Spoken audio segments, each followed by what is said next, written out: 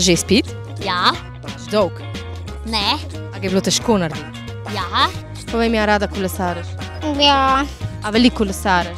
Ja. Kje pa kolesariš? Doma. V dvorišču? Ja.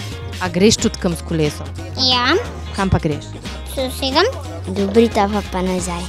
Ja, ponavadi okoli Žovneškega jezera.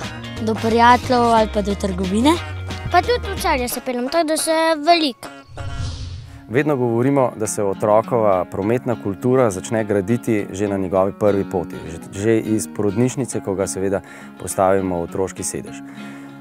Pozabimo pa na to, da je še en korak, ki je zelo pomemben v dojemanju prometa, kulture, pa tudi samostojne vožnje na splošno. In to je prvi samostojni metri s kolesom. Spomnimo se torej, koliko je nam pomenilo, da smo se lahko sami s kolesom nekam peljali, pa če tudi samo do bližnjega igrišča.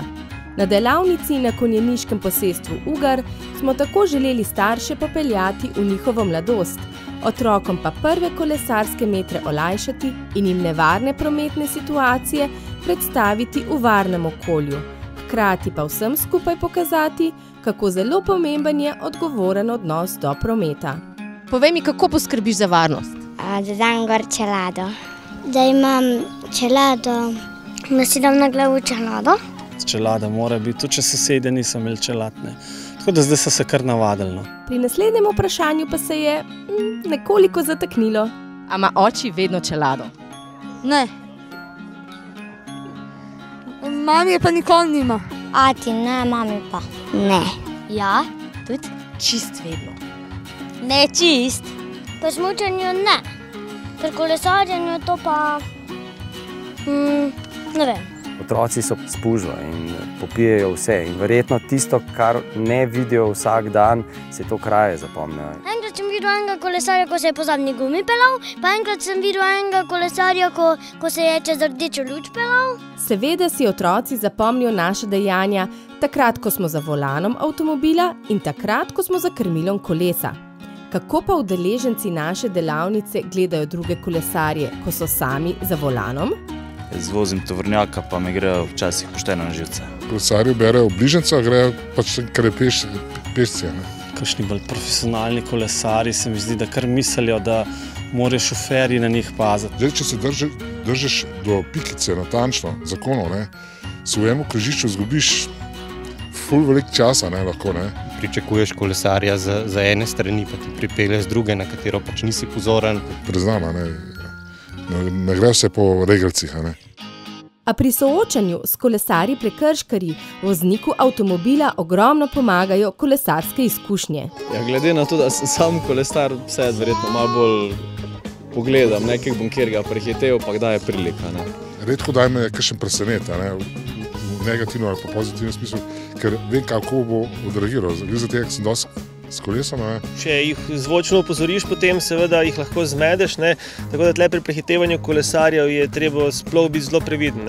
Je treba biti korak pred njimi, razmišljati. Teoretično kolesarju pripada 1 meter ceste od bankine, tega moraš pa meter pa pol stran pač obvoziti kolesarja. V složnem prometnem okolju naj bi bili 3 metri ceste dovolj za oba, za kolesarja in avtomobilista. A v Sloveniji v praksi to ni vselej enostavno. Po moje Slovenija precej zaostala, se razen nekaj teh kolesarskih poti urejenih, jih pravzaprav ni, govorim izven mesta. Največji problem so ceste, če me nekdo kaj vpraša, ko so preveč luknaste in pol kolesar ne gre čez uno lukno ali pa ga rukne, pa je pa zaradi tega nevarno. Ko gre pol preveč na sredino ceste, pa ga ne moreš več prehiteti. Ti, če se umikaš na desno na bankino, kjer so lukne ali celo kakšni jaški. Ker pa smo predvsem avtomobilisti in motoristi, pa tudi kolesarskega dneva nikakor nismo mogli narediti tako, da ne bi dali en del vsebin tudi avtomobilskih.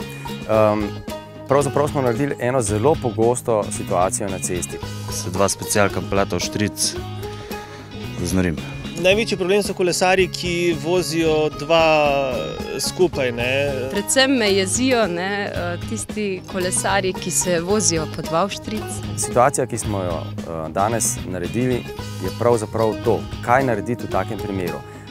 Kolesar je seveda bistveno bolj ranljiv, je najbolj ranljiv v tej situaciji in zato je treba za njega poskrbeti. Ampak svojo varnost pa tudi postaviti na pomembno mesto v takih situacijah. Na srečo sodobne elektronske naprave omogočajo nekaj, kar še pred 10 leti ni bilo mogoče, se pravi zaviranje v situacijah, ko nekoč ni bilo možno, je danes možno. Zdaj pa treba gledati, naprej je treba gledati, tle se čist nič ne vidi, ne?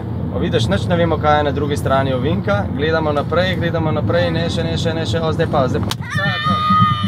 Evo, a vidiš, do kje si šel? A si videl, do kje si šel, a? A zdaj vemo, zakaj moramo biti pripeti, ne?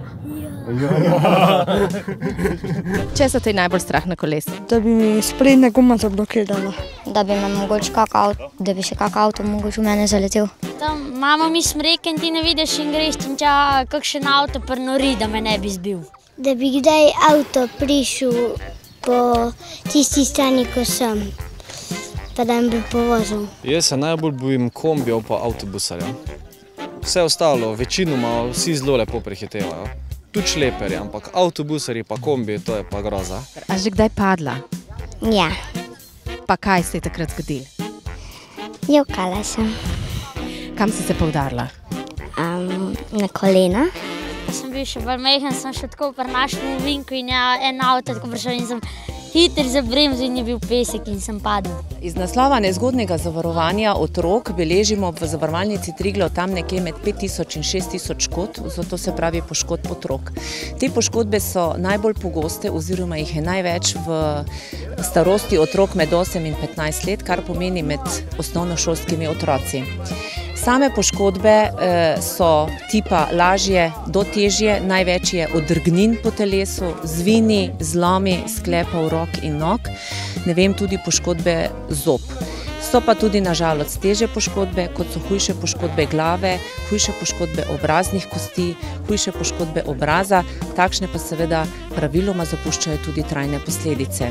Na vse večje število nesreč med kolesarji in avtomobilisti se odzivajo tudi v slovenskih zavarovalnicah. Od lani ponujamo zavarovancem tudi zavarovanje koles in kolesarja, v katerega je vključena asistenca za kolo in kolesarja, zavarovanje odgovornosti kolesarja in nezgodno zavarovanje kolesarja. Poleg tega lahko tudi kolo kasko zavarujemo. Kot vedno pa je najbolje preprečevati, ravnati defenzivno, samozaščitniško. In k temu največ pripomorejo treningi, kakršen je bil tudi naš. Vi ne morete nič storiti, če se nekdo zaleti v vas. Lahko pa, če veliko trenirate, se izognete temu, tudi če vidite, da nekdo gre proti vam, pa naj bo to na kolesu ali pa v avtu. Otroci naredijo kolesarski izpit, ne vem, v 4., 5. razredu, ne, v 4. razredu, konec 4. razreda, v 5. hvala. Kaj pa prej, ne? Prej pa dejansko so vseeno udeleženci v prometu, ne? Otroci dobijo kolesa že pred 1. razredom, ne? Vsej starši poskušamo nekaj narediti, ampak jaz mislim, da bi bilo potrebno začeti otroke konceptno izobraževati prej o prednostih in nevarnostih kolesarstva. Na področju kolesarstva kar ni, ne? Na področju avtomobilizma je veliko, se mi zdi, ne? Kolesarstvo je pa kar nekaj samoumevnega. Toda strokovnjaki opozarjajo. Nobena šola ne more otroka naučiti ne plavanja, ne smučanja, ne nič, če tega otrok ne počne doma starši, in enako je v kolesarstvu.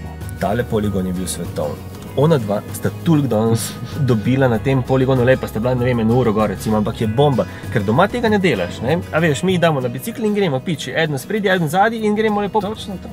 Furaš, če moraš iti na cesto, greš na cesto, drugače po kolesarski, ne? Kako pa moramo bremzati? Z zadnjo zavoro in sprednjo. Z zadnjo. Lahko se tudi vrže nazaj. Na obe gumi, na obe bremzi. Z obemi ali pa z zadnjo.